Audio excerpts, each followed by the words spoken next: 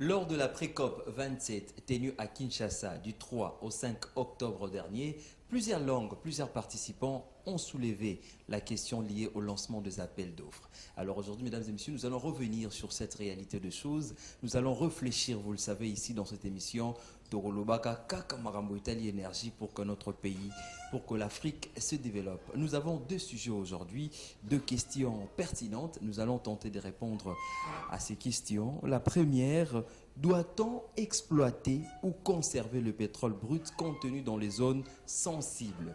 Doit-on exploiter ou conserver le pétrole brut contenu dans les zones sensibles? Et la deuxième question que nous allons tenter de répondre avec nos invités, quoi faire pour éviter la pénurie récurrente de carburant en RDC? Quoi faire pour éviter la pénurie récurrente de carburant en RDC? Ce sont ces questions que nous allons tenter de répondre avec nos invités. Mesdames et messieurs, Pepito Sakasaka, c'est bien moi. Nous allons parler énergie, nous allons parler environnement pour booster le développement de notre pays. Notre invité est là, le tout premier invité est là et nous allons devoir le présenter. Monsieur Eric Chiswakwa, bienvenue. Merci beaucoup. Bonjour. Je signale que vous êtes expert en économie et gestion pétrolière, mais également un analyste politique. Évidemment. Vous apparaissez trop jeune. Depuis quand vous avez commencé à faire vos études pétrolières, mais également la vie politique? Je crois que en 2012-13, si ma mémoire ne me trahit pas, je suis allé à l'université. Lorsque j'ai obtenu mon diplôme d'État, je suis allé faire le pétrole, notamment l'économie gestion pétrolière. Où c'est? À l'Institut du pétrole et du gaz, IPG. Et donc, j'ai obtenu mon diplôme là-bas, comme licencié en économie et gestion pétrolière, où j'ai parlé, lors de mon mémoire, problématique de la gestion des ressources en gaz naturel en République démocratique du Congo, constat, analyse et perspective. J'ai eu le temps d'aller faire un travail, une recherche empirique de vérification sur terrain, notamment à Goma et à Bukavu, où notamment nous avions parlé sur cette exploitation du gaz méthane du lac Kivu. Vous vous souviendrez qu'à un certain moment, le gouvernement avait voulu à ce que l'on exploite ce gaz méthane du lac Kivu. Nous avions parlé de cette problématique, puisque quand vous arrivez à Goma et à Bukavu, vous trouverez que le lac Kivu va complètement changer la couleur. Et nous avions dit qu'il faudrait que l'on puisse l'exploiter un peu plus rapidement, puisque si on ne le faisait pas dans les années qui arrivent, vous savez, avec ces gaz, notamment le COD et tout ça, évidemment, ça pourrait être ce que nous avions assisté au Cameroun avec le lac Nyuk, voilà, si ma mémoire ne me trahit pas. Et donc, nous avions parlé de ça. Donc, c'est l'IPG qui m'a formé. Et donc, je suis le fruit de l'Institut du pétrole et du gaz. Notamment, nous avons eu aussi à faire plus de recherches un peu partout, même à l'UNIKIN, à l'Université de Kinshasa, avec nos camarades qui font également les pétroles de ce côté. Et donc, voilà un peu mon parcours à l'université. Ok, le fruit de l'UPG. Voilà, le plateau est jeune, le plateau a de l'expertise aujourd'hui. Nous avons un autre invité, chef de travaux, Jean Ondocha Nkoi. Bienvenue. Merci bien. Vous êtes également chercheur, vous êtes chef de travaux à l'Université de Kinshasa, dans la faculté pétrole-gaz. Qu'est-ce qui vous a motivé à faire ce genre d'études? Pourquoi pas la polytechnique, l'économie, le droit? Pourquoi pétrole-gaz? Bon, moi, c'était la passion. Moi, je rêvais le pétrole depuis les humanités. Ce qui fait que quand je suis arrivé à l'université de Kinshasa, vers les années 2009, j'avais eu cette opportunité de trouver cette faculté en cours de découverte. Vous êtes parmi ceux qui ont commencé la première promotion? Oui. Donc, je suis le fruit de la première promotion de cette faculté. Et alors, nous avons étudié jusqu'en 2015. On avait fini et on s'est lancé dans la recherche parce que j'aime beaucoup la recherche, malgré que la recherche semble être trop négligée dans notre pays. Qu'est-ce qu'on doit faire? Nous sommes restés là-dessus. La recherche semble être négligée dans notre pays, mais nous sommes passionnés, nous devons apporter un plus et nous continuons à réfléchir. La première question, doit-on exploiter ou conserver le pétrole brut contenu dans les zones sensibles? Nous allons d'abord retrouver l'extrait du discours de la VPM, F. Bazaïba, lors de la pré-COP 27 et on se retrouve pour démarrer avec le premier sujet. Nourrir nos enfants et nos petits-enfants ou les contempler donc ces ressources, laisser mourir nos enfants et nos petits-enfants de faim parce que nous devons protéger l'environnement.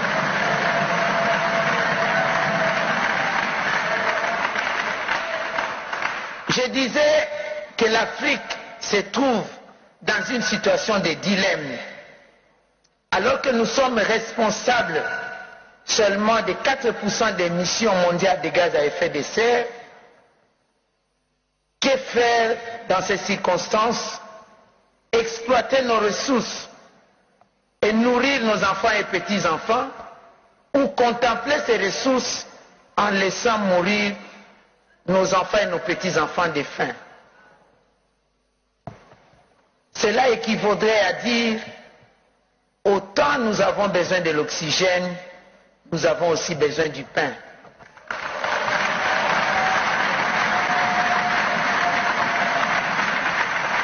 En troisième lieu, comme priorité, nous citons la récurrente question de l'accès au fonds climat.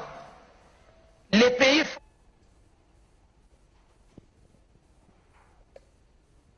Autant nous avons besoin de l'oxygène, nous avons aussi besoin du pain. C'est à partir de là que nous avons déduit cette question pertinente. Doit-on exploiter ou conserver le pétrole brut contenu dans les zones sensibles? Nous voyons le tourbière, nous voyons la cuvette centrale, nous voyons la forêt équatoriale et tout ça. Monsieur Ondoucha, la première question, comment s'est fait la délimitation des différents blocs? Nous avons 27 blocs pétroliers et 3 gaziers. Comment cela s'est fait? Les Congolais se demandent comment cela se fait. Bon, merci beaucoup pour la question. Il faut savoir que je vais d'abord commencer par dire que le sujet était très bien choisi et le moment aussi est vraiment opportun pour le dire, mais la subdivision des blocs pétroliers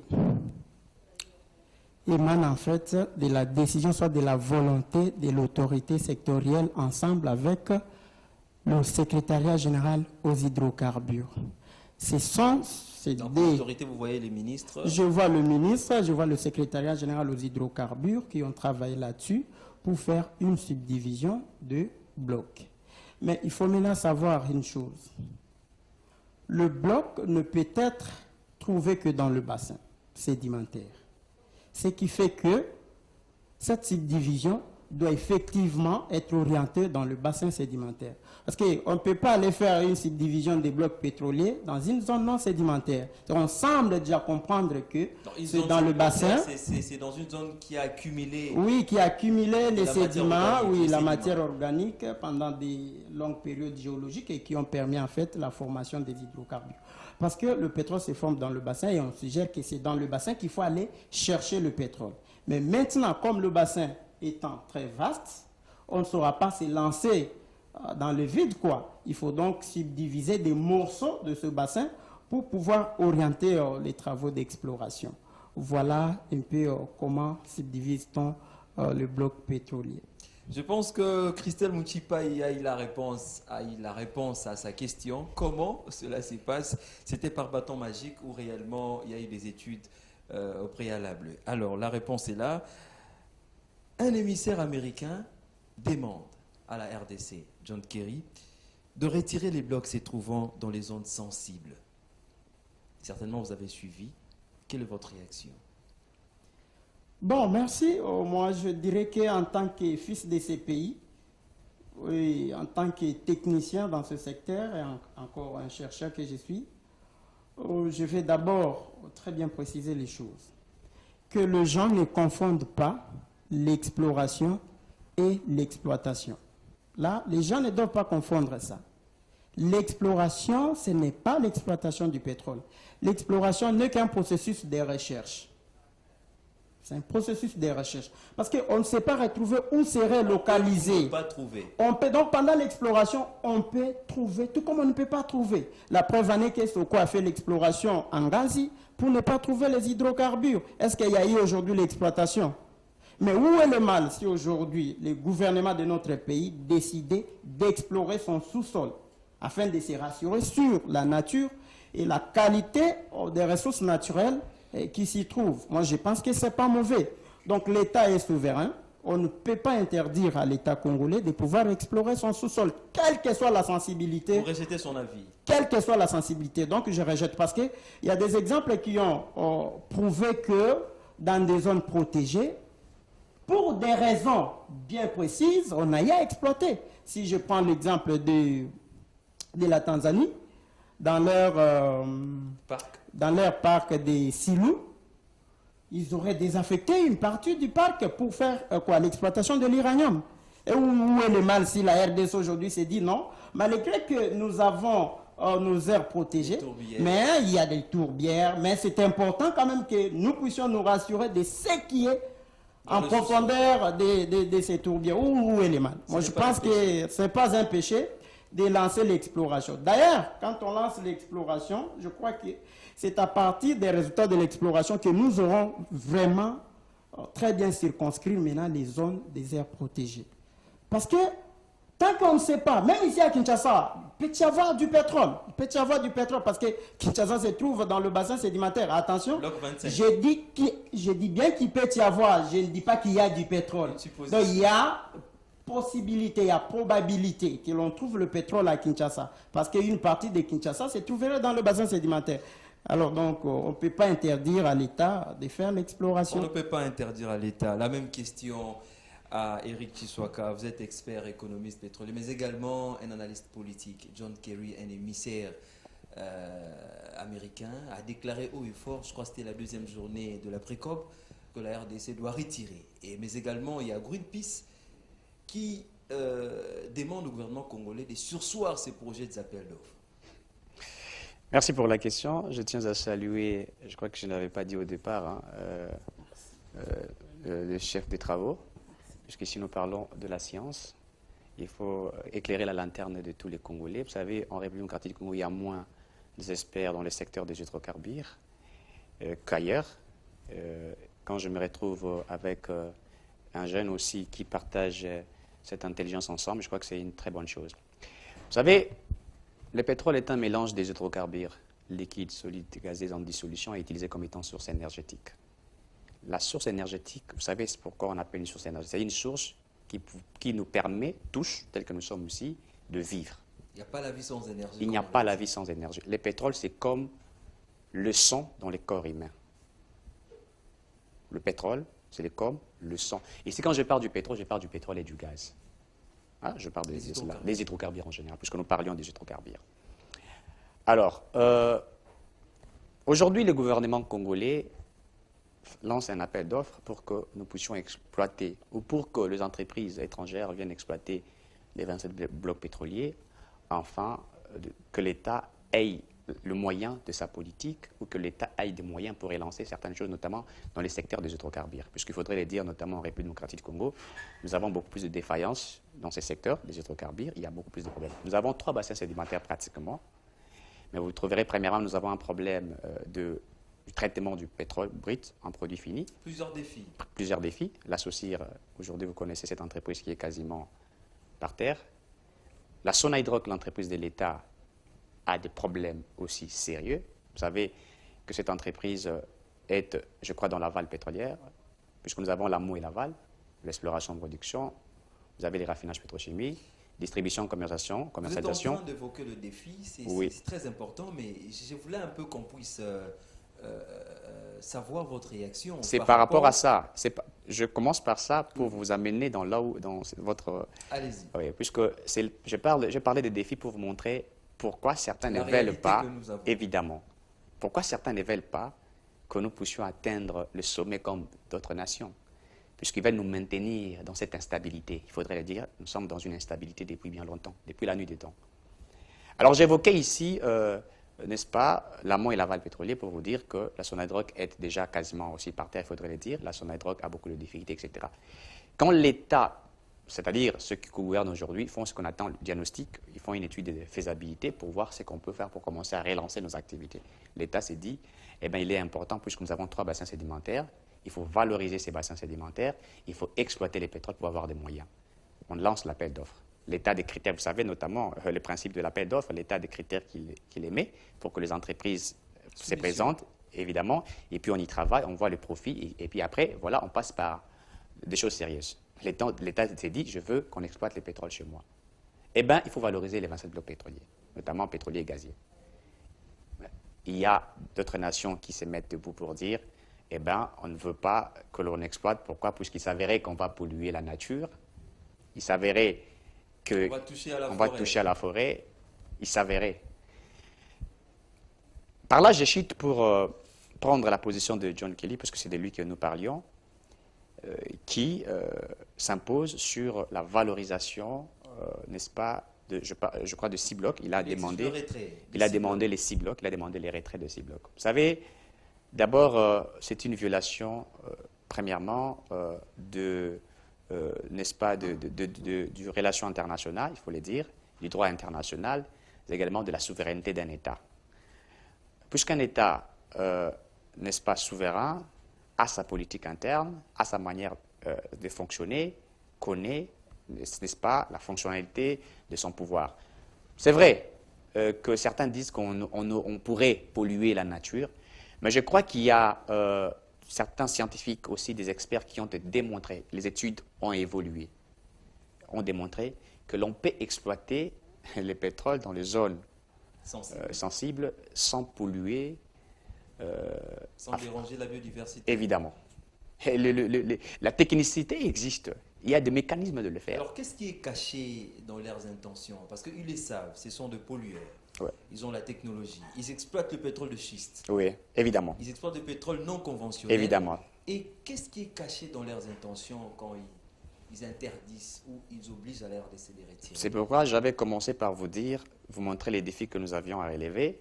Le problème, c'est qu'on veut laisser la RDC demeurer dans une instabilité économique. Ici, je ne parlais même pas d'une instabilité politique. Je parlerai d'une instabilité économique. Vous savez que depuis la nuit des temps, nous vivions dans une économie extravertie, dépendante d'eux. Il faut dépendre des autres pour que les autres vivent. Est-ce que vous comprenez ce que ça veut dire? C'est-à-dire qu'on ne veut pas un développement à l'interne. On sait que nous pourrions avoir le moyen de notre économie. Et on peut devenir un État fort. Lorsque nous-mêmes, nous avons cette capacité d'exploiter le pétrole brut, le transformer, le commercialiser, nous serons une nation forte. Donc, il faut maintenir la République dans une instabilité économique et commencer à avoir une main mise sur sa politique. Et là, ils vont vivre.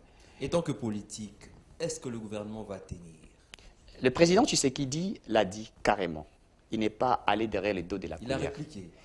Au moins, nous avons un président congolais de père et de mère, fils de la nation, qui aujourd'hui, face à la volonté de cette fameuse communauté internationale, je voudrais le dire, le président a correctement répondu qu'il faudrait exploiter. Et par là, ça veut dire, quand je parlais ici d'une violation du droit international et aussi de notre souveraineté, je me pose la question, lorsque les États-Unis veulent exploiter le pétrole dans les zones qui est pareil, par exemple, à ce que nous faisons dans nos zones, est-ce que la République démocratique du Congo ou les nations africaines viennent pour dire, écoutez, arrêtez avec ça, non conventionnel, alors qu'ils connaissent les mécanismes, les méthodes de l'exploitation sans pourtant polluer, ou polluer mais à faible pourcentage. Est-ce que vous savez que la pollution y est toujours? Nos véhicules avec quoi nous circulons à gauche et à droite, quand nous brûlons nos habits, etc., la pollution existe toujours. Même quand on lutte contre la pollution, elle existerait toujours. Mais on réduit le taux de la pollution. On ne peut pas, comment dirais-je, mettre fin à la pollution. La pollution existerait toujours, mais on limite le taux de la pollution.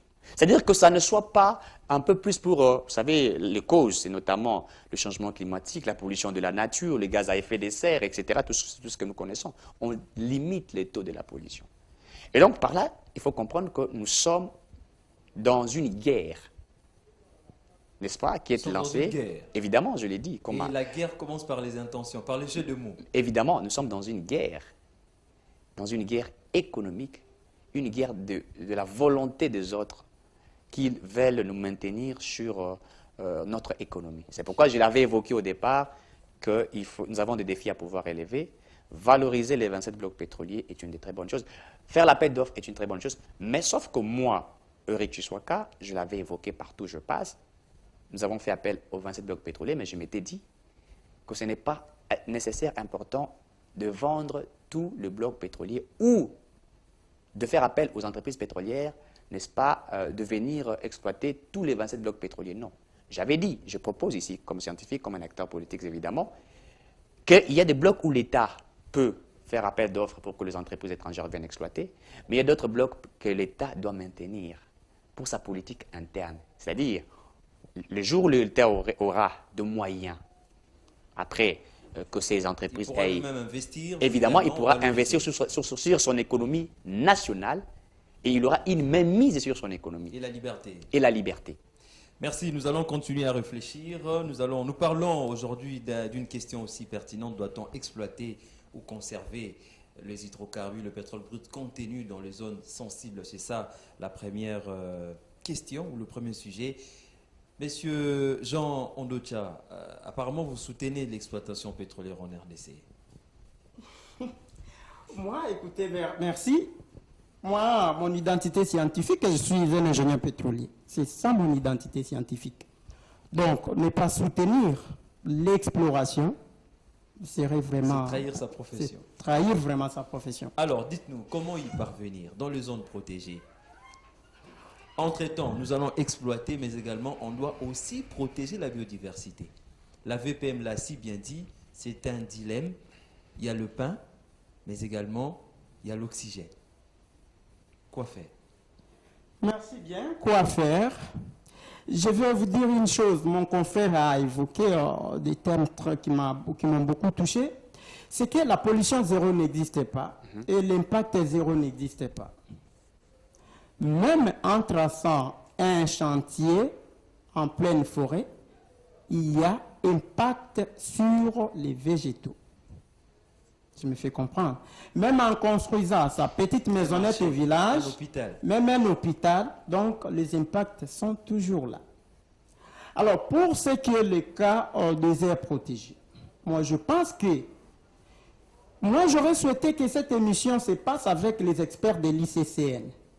Parce que le fait que nous-mêmes soyons là sur la table en train de discuter sur un sujet qui les concerne aussi, ça ne serait pas bon. Parce que s'ils étaient là, je leur demanderais de nous dire comment est répartie les biodiversités dans les aires protégées. Parce que ce n'est pas pour autant dire que c'est sur l'ensemble des aires protégées que nous retrouvons les espèces. Évidemment. Vous comprenez? Donc il y a, dans certains coins, vous n'allez pas peut-être retrouver les gorilles de montagne ou quoi que ce soit.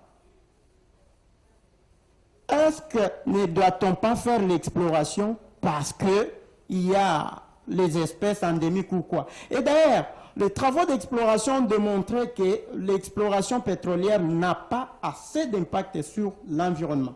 Je vais évoquer le cas de la sismique. Je me fais comprendre. La sismique, elle peut être utilisée au sol, mais dites-moi, est-ce que doit-on vraiment tuer par exemple une antilope qui était là parce qu'on veut faire notre sismique? La fréquence des ondes sismiques ont-elles vraiment l'impact sur les écosystèmes? Je pense que non. La gravimétrie peut se faire en aéroporté tout comme au sol. Mais est-ce que la gravimétrie a-t-elle vraiment l'impact sur les écosystèmes? L'impact est mineur. Alors s'il faudrait utiliser des dynamites, s'il faudrait utiliser d'autres instruments peut-être qui dérangent le sol, vous ne trouvez pas que ça peut déranger? Non, ça sont des extrapolations. Ce sont des extrapolations. En fait, la technologie a beaucoup avancé, à tel point qu'aujourd'hui, on peut réaliser la sismique ici à Kinshasa. Peut-être vous n'allez même pas vous rendre compte que la sismique a été réalisée ici à Kinshasa. La preuve en est que Soko, la télédétection. La télédétection aussi est. Soko avait réalisé la sismique au bloc 5, dans les parcs. Est-ce qu'ils peuvent nous dire combien d'écosystèmes ont péri suite à ces campagnes? Je crois que non. Donc, je soutiens vraiment... En utilisant une technologie appropriée... on peut faire l'exploration sans pour autant affecter les écosystèmes. Vous y croyez fermement? J'y crois, je suis chercheur, c'est pour ça. Voilà, vous êtes chercheur, c'est pour ça. Eric Chiswaka, pourquoi ces projets du gouvernement suscitent l'attention de la communauté internationale? On revient encore une fois. Pourquoi? Les intérêts de cette fameuse communauté internationale sur la République démocratique du Congo. Je l'ai évoqué, il faut maintenir notre pays dans une instabilité économique. On ne veut pas nous voir aller de l'avant. Et donc, je me rappelle, je crois avec Kadhafi, qui avait voulu même que l'Afrique, à un certain moment, ait une raffinerie nationale, c'est-à-dire de l'Afrique, dont tous les pays africains viendraient raffiner en Libye et tout ça. Au-delà de ça, même une monnaie africaine qui devrait être consommée que par les Africains. Eh bien, écoutez, cette fameuse communauté a voulu le mettre de côté puisque c'était déjà l'indépendance de l'Afrique. Et donc, c'est pourquoi nous disons que je crois que les techniciens aillent à relever des termes techniques, des études qu'on fait, notamment la sismique, etc., où vous mettez des zones pour détecter notamment, n'est-ce pas, comment on appelle ça, la présence des hydrocarbures, etc. Et donc, il y a des méthodes techniques qui démontrent à suffisance que l'on peut exploiter sans pourtant polluer. Et même s'il y a pollution, ça serait à faible nature, je l'ai évoqué, puisque la pollution existe et continuerait toujours à exister. Nous sommes dans une transition écologique. Même lorsque nous allons quitter par les énergies stocks aux énergies renouvelables, puisque nous sommes en train d'y aller petit à petit. La pollution sera toujours là. La pollution existerait toujours. Tant qu'il y a la vie. Tant qu'il y a la vie, on continuerait toujours par polluer. Et c'est pourquoi le chercheur, j'ai aimé au départ de son allocution quand il dit, les recherches aujourd'hui, notamment c'est pourquoi nous demandons à nos autorités de mettre un peu plus de moyens pour le ministère de Recherche scientifique, c'est très important, puisqu'on dirait qu'on aurait abandonné certaines choses. On a toujours tendance à se focaliser sur certains domaines, etc. Mais la recherche scientifique, elle est très importante, notamment en République démocratique du Congo. Et donc, je disais qu'il faut mettre plus de moyens, n'est-ce pas, pour cela. Donc, la pollution existerait, toujours. Mais nous travaillons pour réduire les taux de cette pollution. Minimiser son... Minimiser. Mais quand je crois que Bazaï Baladi, je tiens à les féliciter, est-ce que doit-on accepter de mourir de faim, mais tout en marchant sur l'or? Alors, donc par là, pour chuter, comprenons qu'il y a une volonté extérieure, politique, de neutraliser ces pays. Mais il faut rappeler à tous ceux qui nous suivent qu'aujourd'hui, au moins, les Congolais ont compris cette stratégie machiavélique des uns des autres. C'est pourquoi nous avions dit, nous allons valoriser nos potentiels. Nous, les Congolais, nous faisons appel aux entreprises qui peuvent venir ici pour que nous exploitions et que nous puissions transformer notre pays. Alors, rapidement, la question a été posée. Comment éviter la pénurie récurrente? Parce que nous sommes pratiquement à la fin. 2 phrases. Comment éviter la pénurie récurrente? Une économie extravertie, comme vous l'avez dit, nous sommes exposés à de pénuries et de pénuries. À l'intérieur du pays, parfois le prix est exorbitant. Il y a des commerçants détaillants qui vendent de leur manière. Comment éviter de telles situations? Vous savez, avec cette économie extravertie que nous avons vécue depuis les temps de Mobutu jusqu'à aujourd'hui, c'est ce qui crée des problèmes puisque nous tendons notre main vers l'extérieur. Nous n'avions pas développé notre économie nationale, la production locale. Notamment quand nous parlons de pénurie, c'est le pénurie des carburants. Pourquoi? Puisque nous exploitons avec la Perenco le pétrole brut, et ce pétrole brut est envoyé à l'extérieur. C'est là où on transforme ce pétrole brut et l'État congolais achète les produits finis. Donc pour éviter cette pénurie, il faut notamment soit relancer l'entreprise que vous appelez la SOCIR, soit créer une autre entreprise SOCIR, commencer à exploiter le pétrole, commencer à transformer et avoir ce que nous appelons des réserves stratégiques. Les gens confondent une chose. Je crois que je suis aussi avec l'expert à côté, le technicien. Les potentialités que nous possédons est différente de réserves stratégiques. C'est quoi la nuance? Ça veut dire quoi? Les réserves stratégiques sont, notamment dans le secteur des hydrocarbures, c'est-à-dire c'est le pétrole que nous avons transformé, le produit fini en produit fini, que nous avons stocké, n'est-ce pas, stocké pour pallier à des situations chaotiques au niveau du marché mondial, par exemple. C'est pareil avec la politique que mènent les États-Unis. Les États-Unis exploitent les réserves de certaines nations et ils exploitent aussi ses propres réserves il fait ce qu'on attend par des réserves stratégiques qui permet à pallier aux situations chaotiques, puisque nous savons que les choses peuvent changer à gauche et à droite, notamment ce que nous avons vécu avec cette politique internationale, la Russie et l'Ukraine. Vous savez, cette guerre qui a influencé sur le marché également de pétrole. Les prix, les Brent et les W est carrément augmenté sur le marché mondial. Et donc, nous subissons, n'est-ce pas, cette politique économique. Et aussi, une chose que j'aimerais ajouter. Il s'est posé un problème sérieux. Je m'étais dit de le dire. Je crois que, donnez-moi 30 secondes. Je pense que 30 secondes. C'est très important. Nous allons vous recevoir pour entrer en détail. C'est très important ce que j'allais donner. Certainement, ce que vous dites là, ce sont des orientations Oui. pertinentes qui pourront sauver notre nation. Vous le savez que la télé, c'est Oh les là temps. là. Monsieur Jean Ondocha également. Nous sommes pratiquement à la fin. Un tout dernier mot. Oui, merci. Un tout dernier mot. Que doit-on faire pour éviter les pénuries? C'est un problème sérieux. C'est un problème sérieux Qu'est-ce qu'on doit faire? qui ne sera pas résolu dans 2 ou 3 ans. Là, je vous l'ai dit. Ce que je vous dis est vrai. Pourquoi? Parce que, aujourd'hui, d'ailleurs, sur le plan classification, la RDC n'est même pas classifiée comme un pays producteur. Là, il faut le savoir. C'est la première des choses. La deuxième des choses, lorsque vous analysez les raffineries en Afrique, la RDC n'est même pas classée parmi les pays qui contiennent une raffinerie. Nous sommes très loin. Très loin. Alors, ce qui fait que, sur base de toutes ces réalités, pour pallier à la pénurie, il faut tout simplement orienter la politique de coopération sous-régionale. Merci beaucoup. Certainement, on aura toujours besoin de vous. Venez, venez. Les temples de l'énergie est là pour vous, pour tous les Congolais. Certainement, il y a eu des gens dans la Posa Balanda Bissokaka, mais nous sommes à la fin. Il y avait des choses à dire. Aujourd'hui, on va boucler, on va fermer la porte de notre temple. Votre émission Focus Hydrocarbures. Merci à la technique, merci à notre réalisateur, Lazik Makoukoula, merci à la régie, merci aux caméramens et à tous ceux et celles qui nous suivent régulièrement. On se retrouve prochainement, le vendredi prochain, avec notre sujet. Au revoir.